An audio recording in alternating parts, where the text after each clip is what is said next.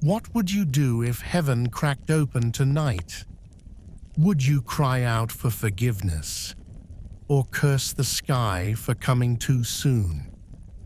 Good evening, and welcome back to Wisdom by the Fireside.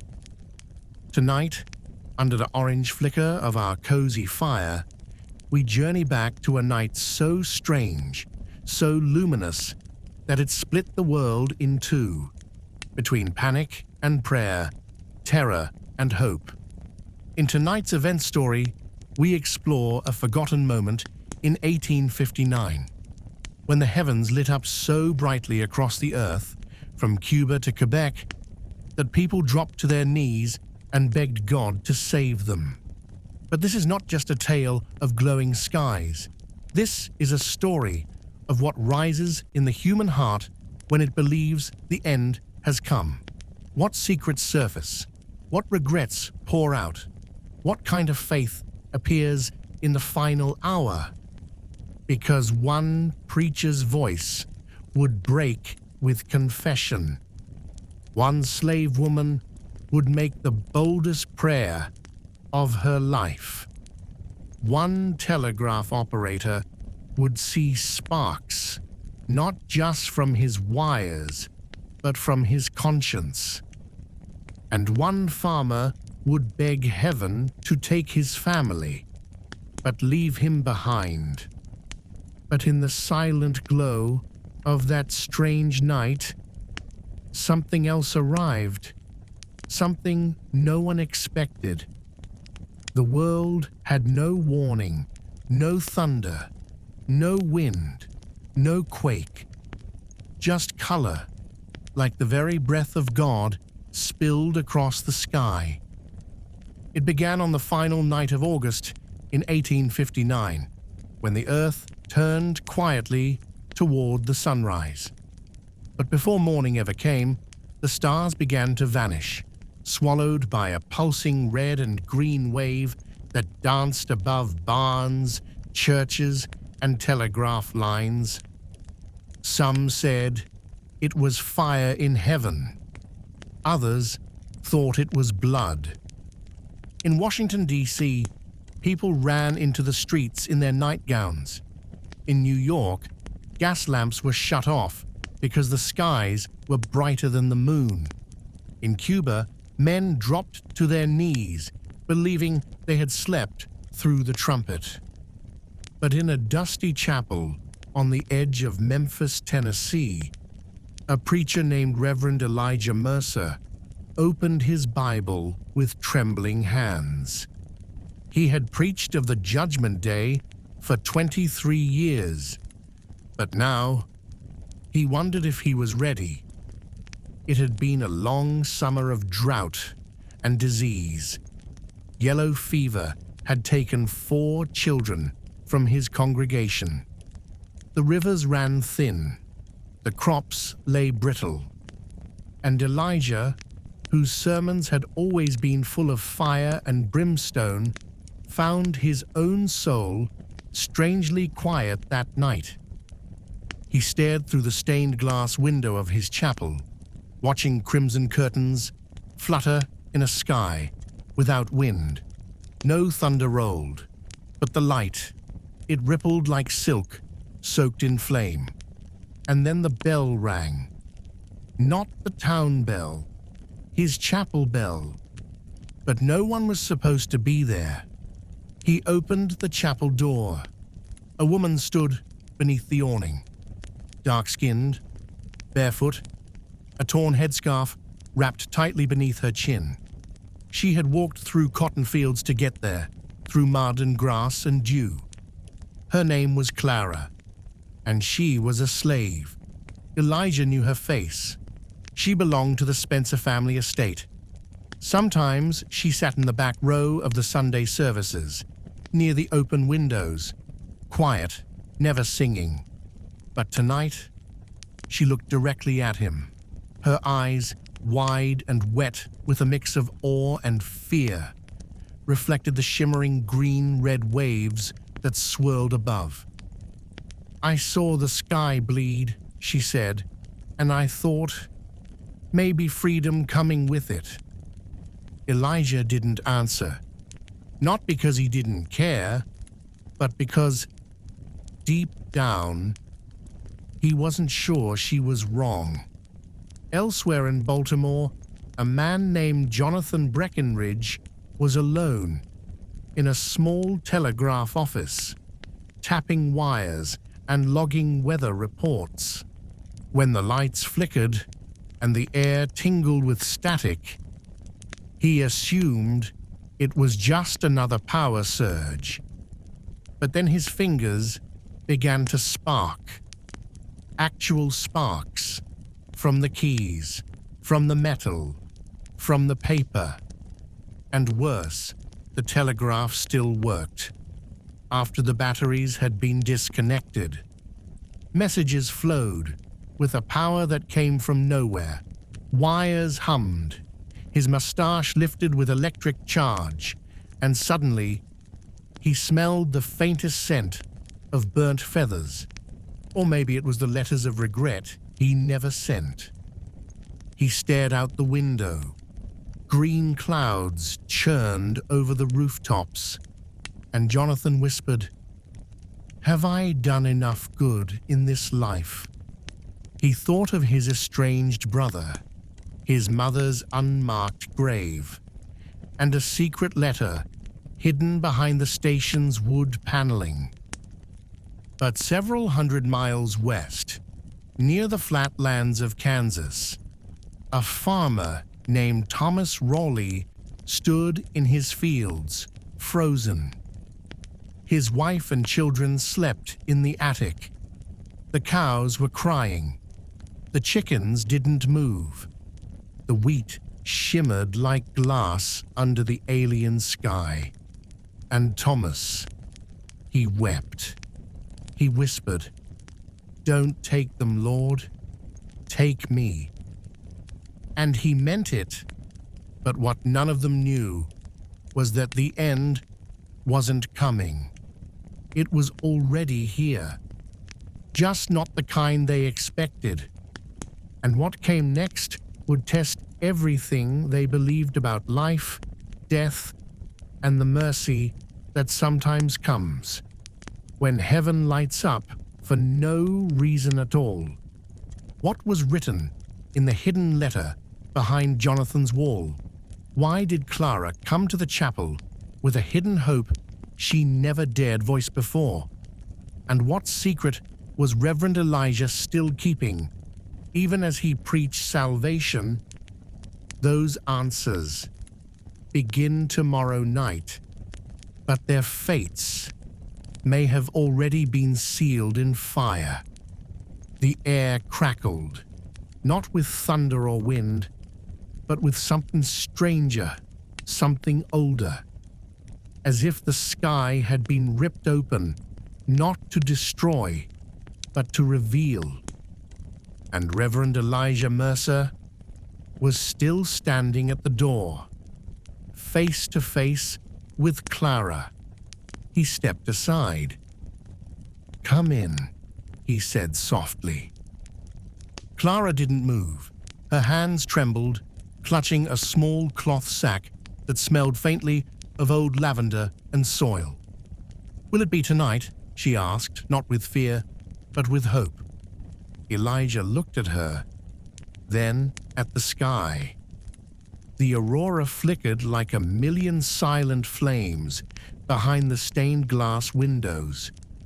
He said, what preachers rarely dare to say, "I don't know." They sat inside the empty chapel, just two souls, one owned by law, the other bound by guilt.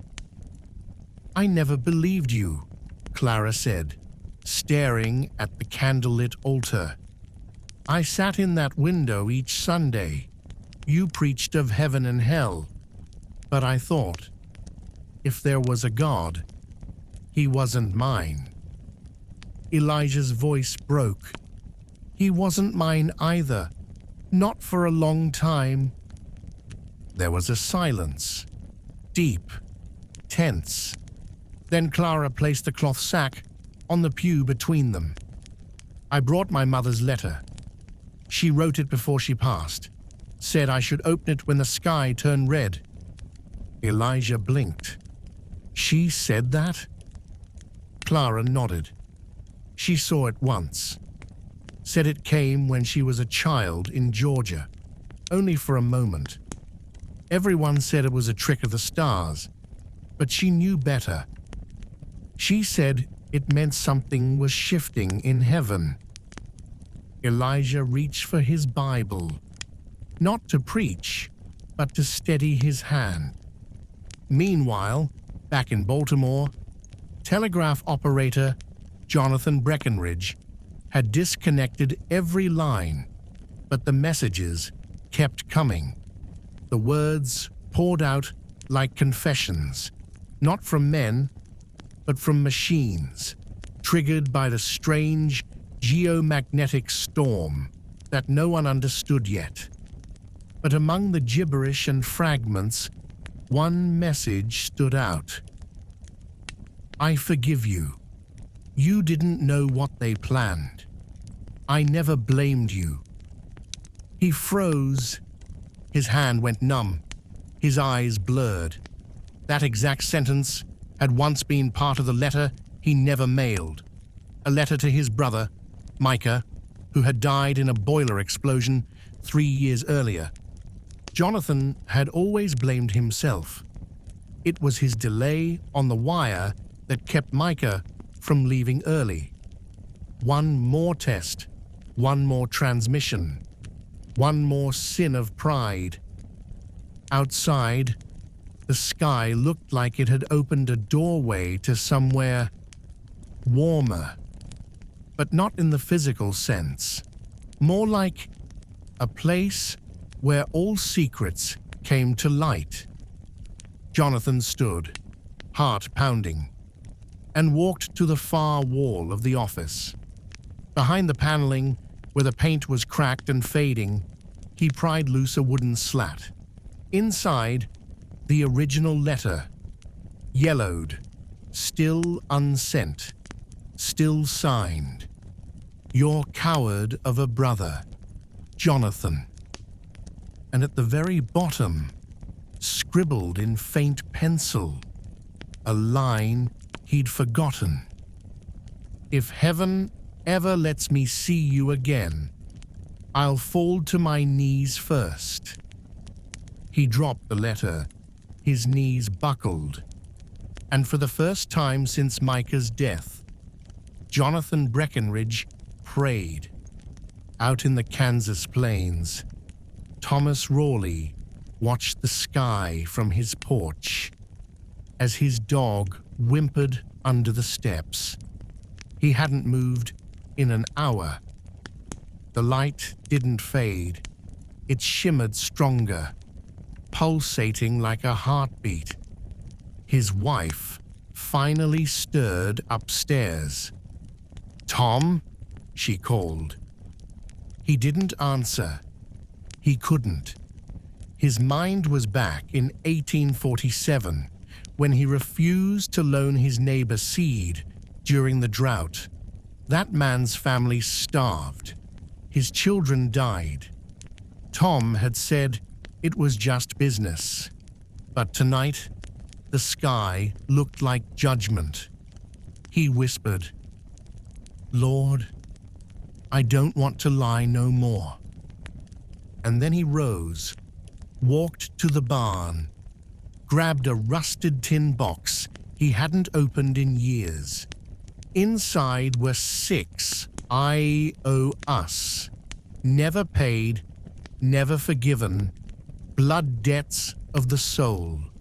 And beneath them, folded twice, the church donation ledger, and the page he tore out. In that same hour, inside the chapel in Memphis, Clara opened her mother's letter. Elijah leaned forward as she read it aloud, slowly. Daughter, if the sky turns red again in your time, know it is not the end for the world. but it might be the beginning for you. There are two kinds of freedom, one given by man, and one God gives when you finally forgive those who never deserved it. Clara paused. Her eyes welled up. "I thought I came here to pray for the world," she whispered. "But maybe I came to free myself."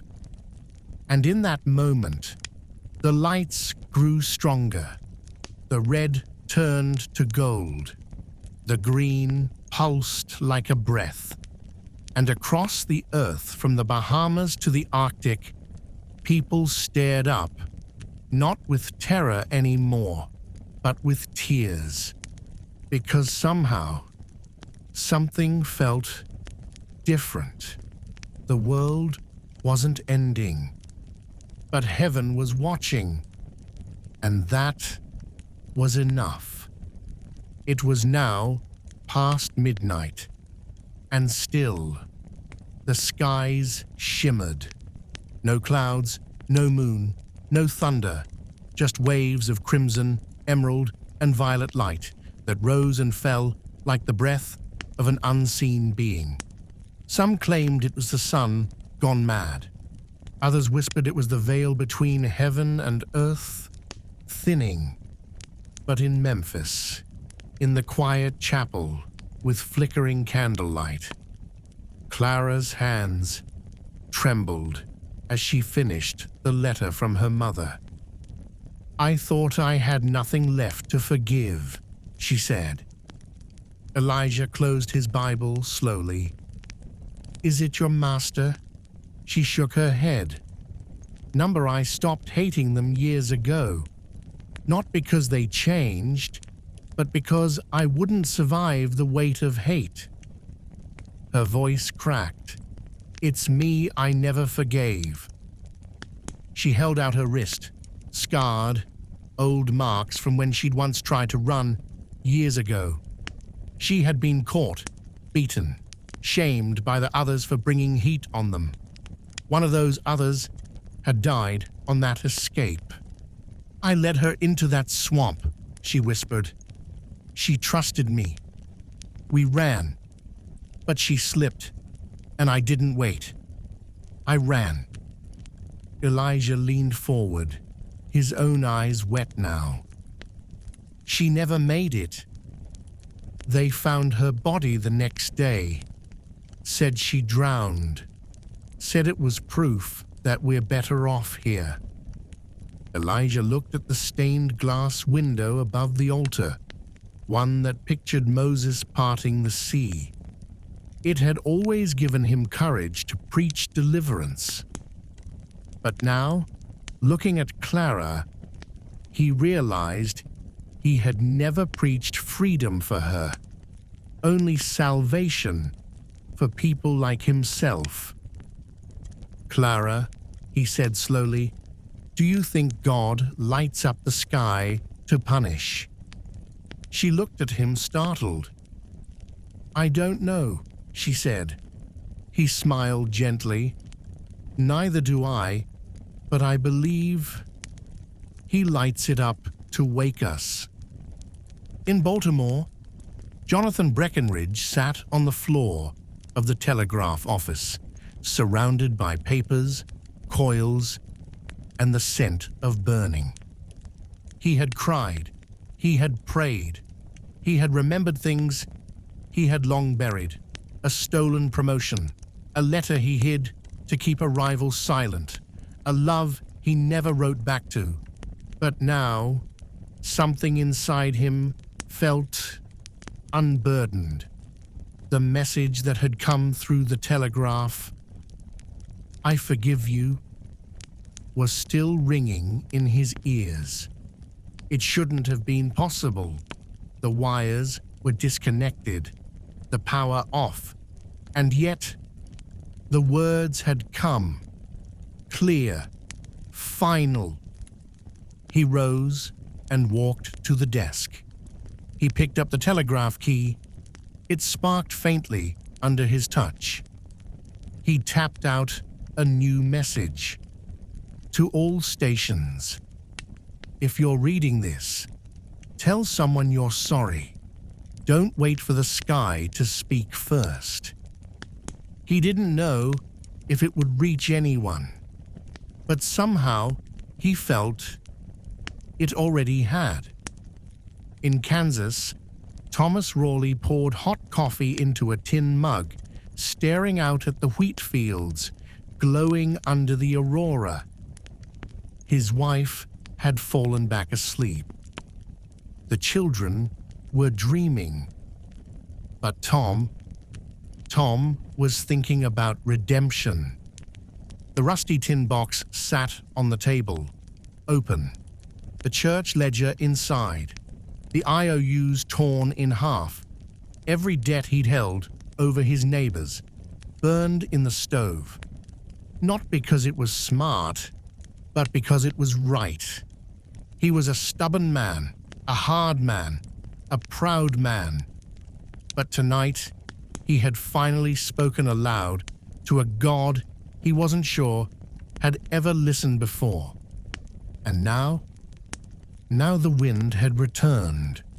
Software like a whisper. And back in Memphis, Clara took a deep breath.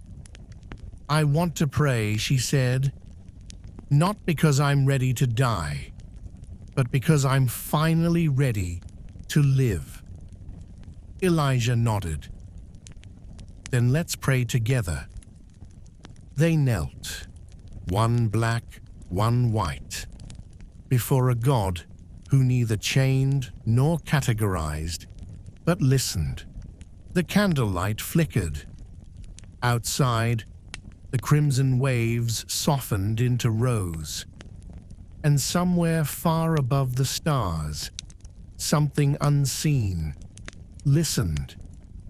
But the storm hadn't passed yet, because across the Atlantic, the same magnetic pulse was building towards something strange, something that would soon bring the telegraph system to its knees, send ships adrift, and awaken fears of prophecy in the streets of Europe.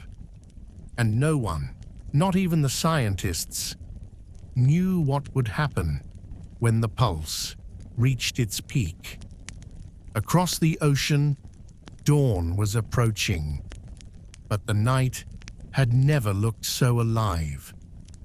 In London, gaslight flickered wildly, horses panicked, telegraph lines sparked in the fog, and in old cathedrals, priests found pews full by 4 a.m., filled with men and women who hadn't stepped inside in 20 years. Something primal had stirred. The sky wasn't behaving, and in every heart, a question rose, louder than thunder. Was this a sign, a punishment, a warning? In Bordeaux, France, an astronomer recorded in his journal, "Either the sun has gone mad, or heaven has chosen tonight to unveil its face." But it wasn't only scholars and priests asking questions. It was also a little boy named Ezekiel, the son of a former slave woman and a dock worker, who stood barefoot near the port in Charleston, gripping a scrap of bread and whispering to the sky. "Mama said, angels glow like that."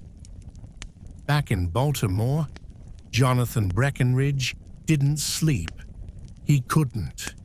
The storm had intensified. Wires along the station wall now glowed red-hot, buzzing with an energy he couldn't explain. It wasn't electricity anymore. It felt like judgment made visible. Messages from other stations were pouring in. Operators fainted. Keys melted. Papers scorched. And one final line from Cincinnati. It's writing on its own. Jonathan stared at the metal keys, vibrating gently, as if someone on the other end wasn't tapping, but breathing. The spiritual wave wasn't over.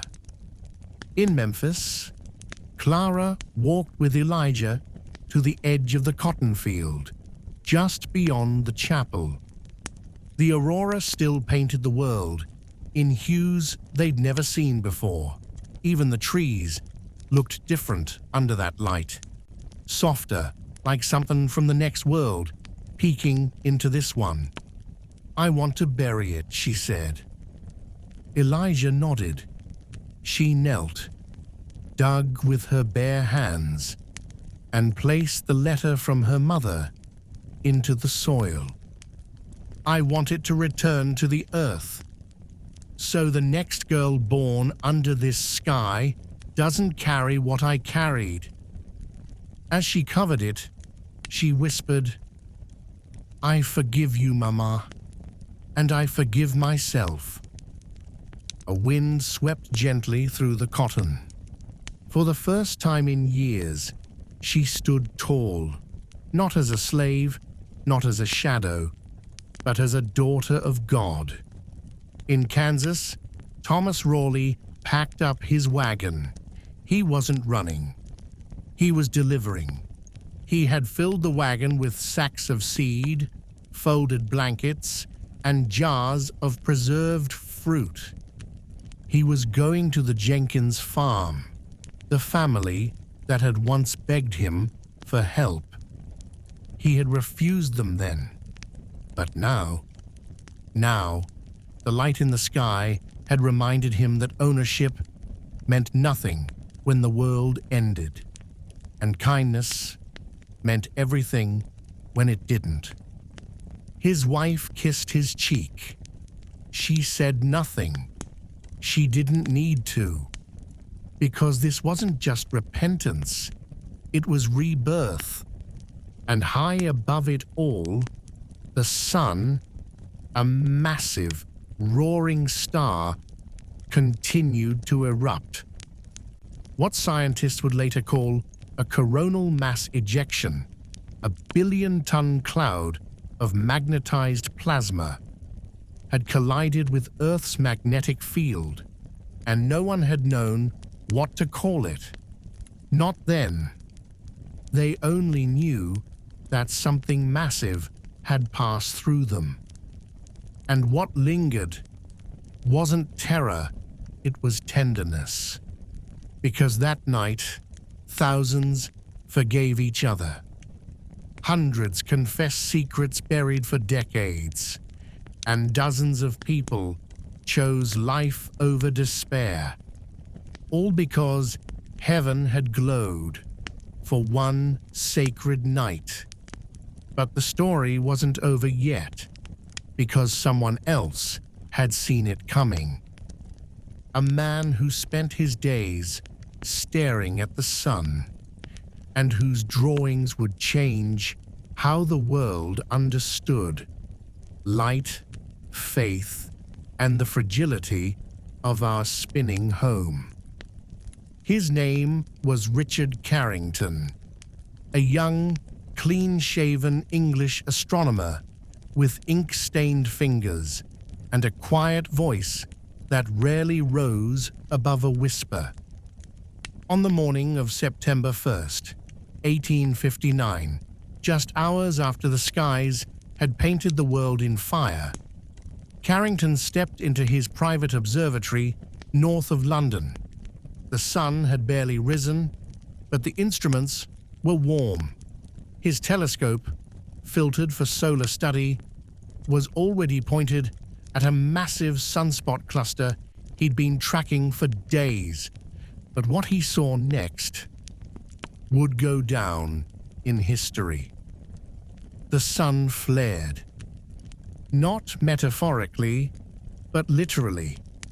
Through his lens, Carrington watched two brilliant flashes of white light burst from the sun's surface, brighter than anything he had ever seen, one to the left, one to the right. They lasted just 5 minutes, and then they were gone. But Richard knew. Deep down, in a way scientists rarely admit, something had broken loose.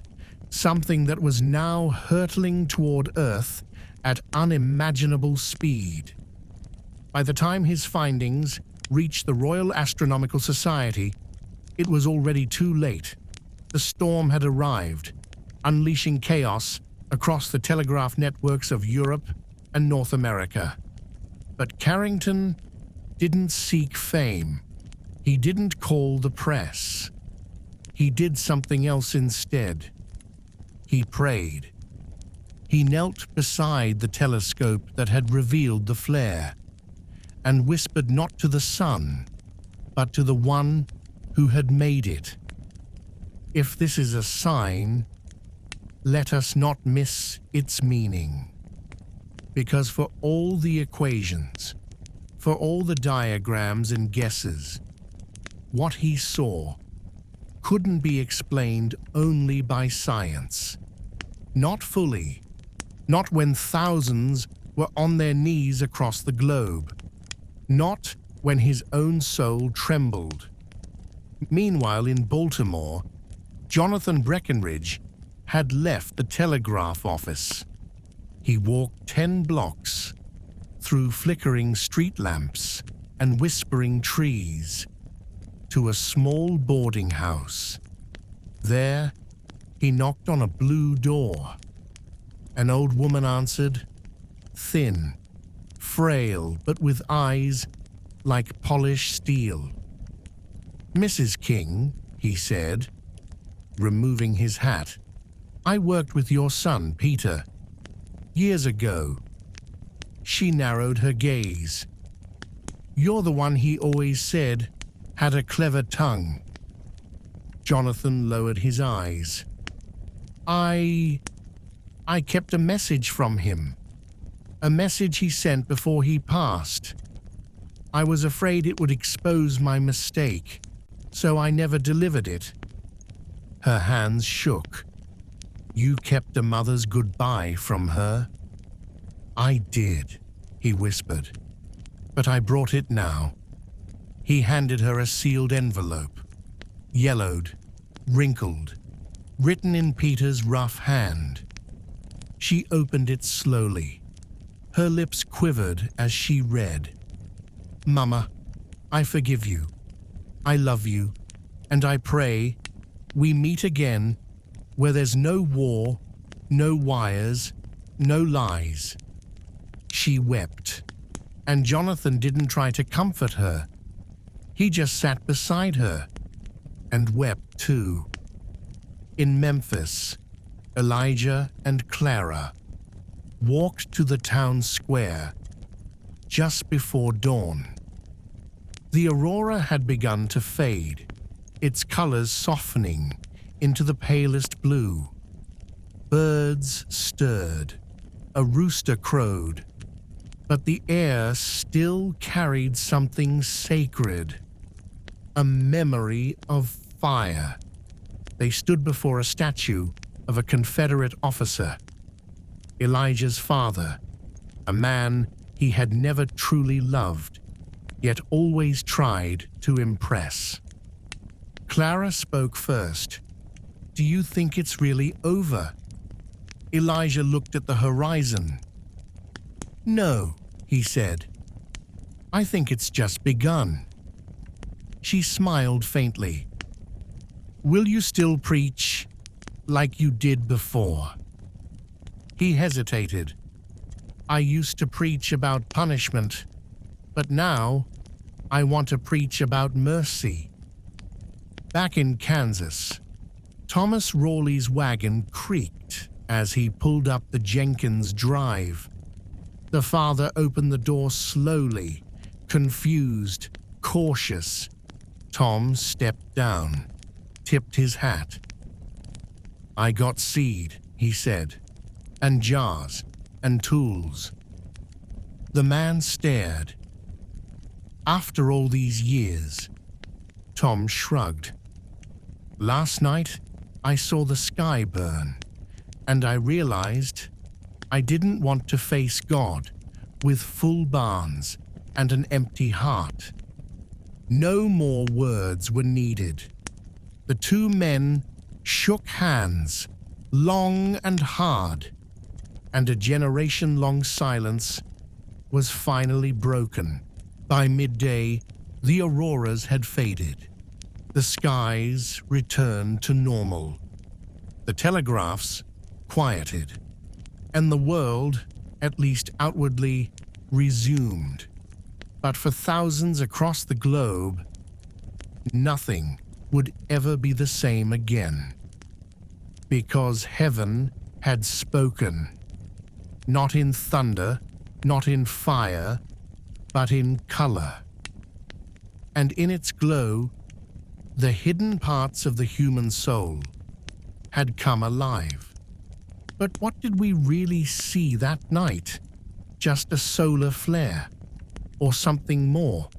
And why did some people change forever, while others forgot by morning? The final answers lie in how we choose to remember. In the weeks that followed, the world did what it always does. It moved on. Newspapers described the solar storm as a magnetic disturbance. Scientists explained the auroras as natural phenomena. Telegraph companies repaired their systems and resumed business. But beneath the headlines and the repairs, a deeper current remained, a silent question etched into the hearts of those who had stood under that pulsing sky. Why now? What was God trying to show us? Because even if the flames had faded, the confessions hadn't. In Memphis, Reverend Elijah Mercer delivered his next sermon differently. He stood without notes, without thunder in his voice. Instead of warning people about hell, he spoke of a slave woman named Clara, who had taught him what courage looked like. He told the congregation, God doesn't always speak through plagues and swords. Sometimes he just paints the sky and waits to see who listens. Some left that day in discomfort. They had wanted fire and fury, but others stayed. Clara, seated in the front pew, whispered "Amen" when he finished. In Baltimore, Jonathan Breckenridge left the telegraph business. He gave his savings to Mrs. King, the woman whose son's last letter he had hidden. Then he packed a small bag and boarded a train south toward the Carolinas. No one knew exactly what he sought, but he carried with him a Bible, the last note from his brother Micah, and a list of names, all people he had wronged. One by one, he planned to visit them, not for redemption, but for truth. In Kansas, Tom Rawley turned his farm into something new. He called it the sharing ground. He didn't advertise it. He didn't hang a sign. But soon, neighbors began showing up. Hungry, tired, ashamed. Tom didn't ask questions. He gave what he could. He listened. Sometimes he just sat beside them, staring up at the stars. Because now, every night, sky reminded him of the one he saw burn with color. And every whisper of wind carried a lesson. You don't need a second chance to start living like you mean it. As for Clara, she never returned to the Spencer estate. Elijah gave her a small plot of land behind the chapel. There, she started a garden, her mother's seeds finally planted.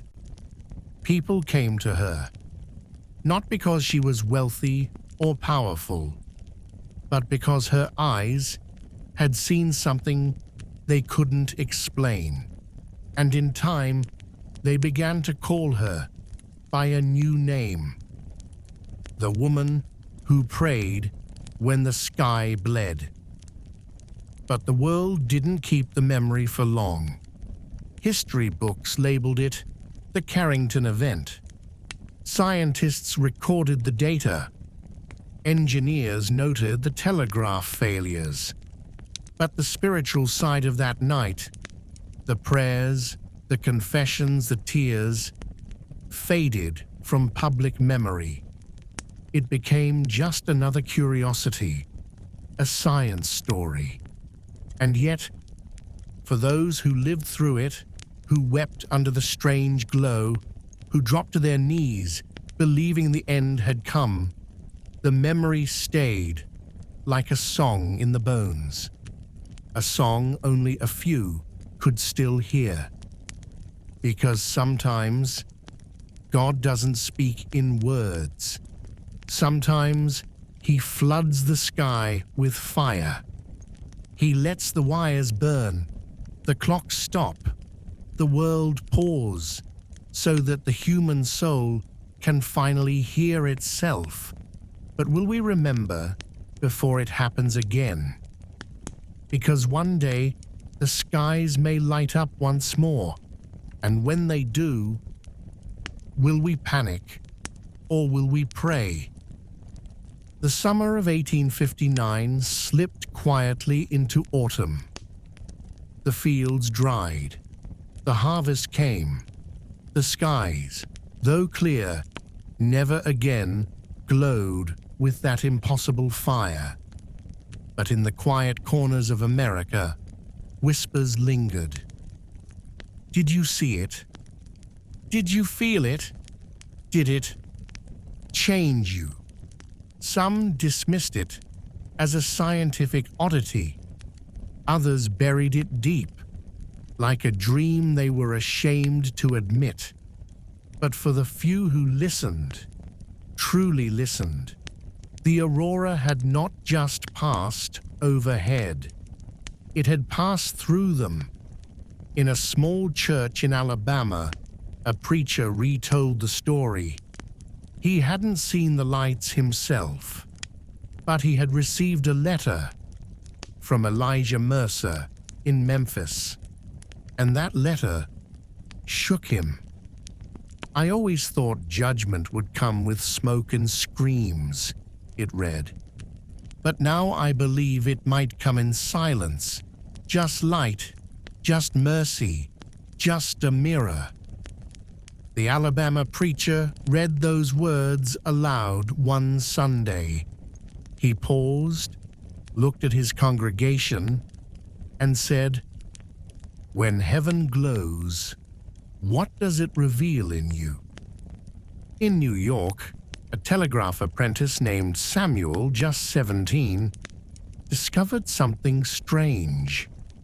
Buried under dust and equipment in the attic of his office, he found an unmarked envelope. Inside was a short note: "Don't waste your regrets. Spend them on change." It was unsigned. No one knew who wrote it, but Samuel kept it in his pocket for the rest of his life. Later, he would become a pastor, a quiet one, the kind who visited prisons and hospitals instead of pulpits. And when asked what started his journey, he would smile and say, "The night heaven lit up, someone lit a fire in me too." In London, Richard Carrington received little recognition during his lifetime. His discovery of the solar flare was noted, published, and eventually forgotten. But his journals told a different story. On the final page of his logbook from that day, beneath the diagram of the solar eruption, he had written only 3 lines. God gave us eyes to see stars, but He gave us hearts to see signs. This was a sign. Those pages now sit in the Royal Astronomical Society archives. Rarely read, but still waiting. And in Memphis, one last scene unfolded. The garden behind the chapel had grown. Corn, okra, roses. Clara sat beneath a peach tree, watching a group of children chase fireflies. She was older now, but her back was straight, her eyes sharp. One boy sat beside her. "Miss Clara," he said, "do you remember the night the sky turned red?" She nodded slowly. "I remember." "Were you scared?" She looked up at the stars. "Number I was found." He tilted his head. "Found by who?" She smiled. "By the one who painted the sky, so I'd finally stop looking down." Some stories are buried beneath headlines and history books, but others live in gardens, in folded letters, in trembling prayers, whispered under flickering skies. The Aurora of 1859 was never just about the stars. It was about the human heart and what it confesses when it believes time is running out. So let us ask ourselves, do we only change when we think it's the end? Or is the end just God's way of opening a door we were too blind to see? Do we still believe that heaven speaks, even when the sky is silent? The lights have faded. The wires have cooled. But the question remains, when the night heaven lit up finally returns, what will it find in us? As the decades passed, the Aurora of 1859 became a strange footnote in science. Textbooks mentioned it in passing. Engineers studied it to protect future telegraph and later electrical systems. Astronomers called it the Carrington Event, after the quiet man who first saw the sun flare. But what wasn't remembered was what truly mattered. Not the magnetism, not the technology, but the people. Because while the records show data, the skies had touched souls, and souls do not forget. In Memphis, long after Elijah Mercer's death, the chapel became something more than a church. Clara turned it into a school, not just for black children, not just for freedmen, for anyone whose life needed a new beginning. She taught them math, scripture, planting, and storytelling. Every autumn, she would gather the children under the peach tree and say, "Once the sky glowed like fire and spoke no words, but every heart in the world heard it anyway." They listened, wide-eyed, not because the story sounded real, but because it felt real, and that was enough. In Baltimore, Jonathan's letters became known among the railway workers as the Midnight Confessions. He sent them to towns he'd never visited, to people he never met. Each one began the same. "This isn't about me. It's about what I saw and how it broke me open." Some recipients tossed them away. Others cried over them. But one letter, sent anonymously to a Boston newspaper, was published under the headline, "When God Lights the Sky, What Do We Hide?" It stirred a movement of letters, stories, and soul-searching across several states. And quietly, it healed people who didn't even know they were wounded. In London, after Richard Carrington's passing, a young scientist found his journal and was struck not by the drawings, but by a prayer scribbled in the margin. "Lord, if I ever see the stars fall, let me rise in faith, not fear." That line was etched on Carrington's gravestone. Few visitors come now. But once, on a stormy night in 1921, a young soldier on leave sat near that grave, read the stone, and wept. He had just survived the war, and he told his son years later, "I saw men scream when the sky exploded with artillery, but this man saw heaven burn and whispered a prayer." In Kansas, the Raleigh farm was passed down quietly, generation to generation. Most of the barns are gone now, but the sharing ground remains. And once a year, just before the fall frost, the locals still gather there. They bring food, tools, stories. They don't speak of the Aurora, they speak of mercy.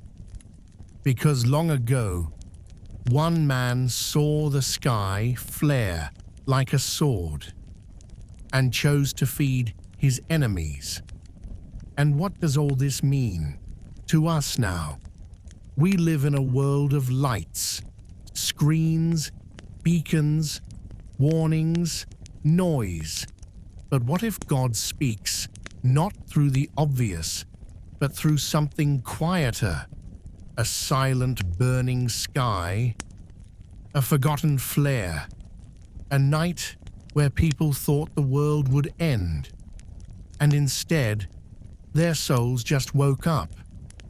Maybe that's what the Carrington Event truly was. Not a disaster, not a miracle, but a mirror. And when we look into it, we must ask ourselves, what do we fear most?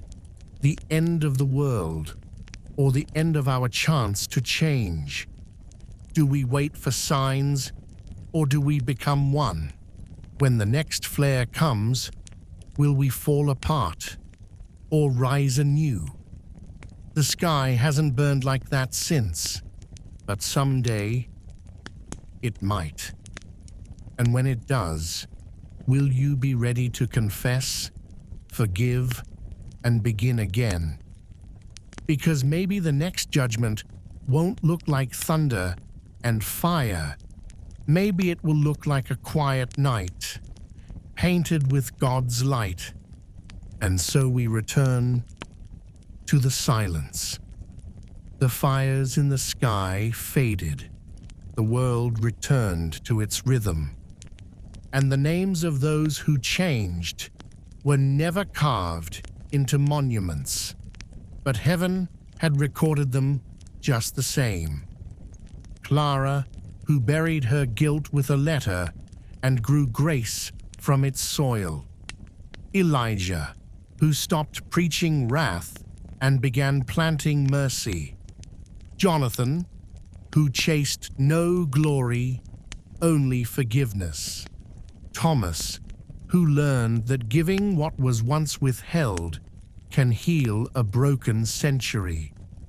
And then there were the unnamed, the dock worker who knelt with his son, the school teacher who rewrote his will, the criminal who turned himself in at sunrise. All of them, lit from within by a sky they never expected to see. Because sometimes God doesn't arrive in thunder. Sometimes He glows. It has been more than 165 years since the Carrington Event. If it happened again today, it would likely cripple satellites, wipe out power grids, silence the world. But what would hurt most is if it passed without us listening. Because back then, in the flickering stillness of that impossible night, the veil lifted, and for a moment, the world saw itself not as powerful, not as proud, but as fragile. And in that fragility, some saw truth, some found faith, and some, for the very first time, whispered, "I'm sorry." So if the skies lit up tonight, would you call your mother? Would you forgive your enemy? Would you finally pray?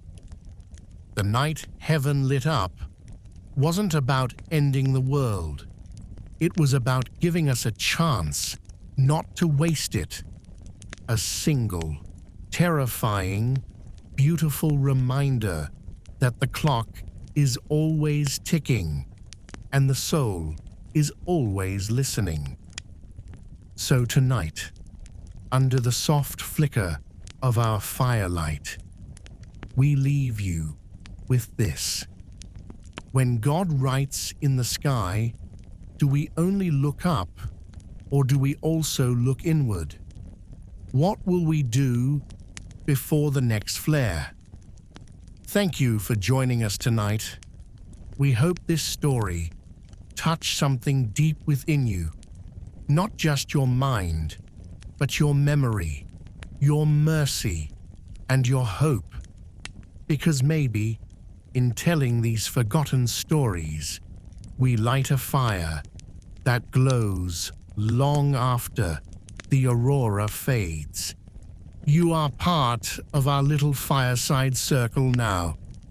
If the story touched your heart, share it to the ones you love. And if you would like to listen to more like it, you know where to find us.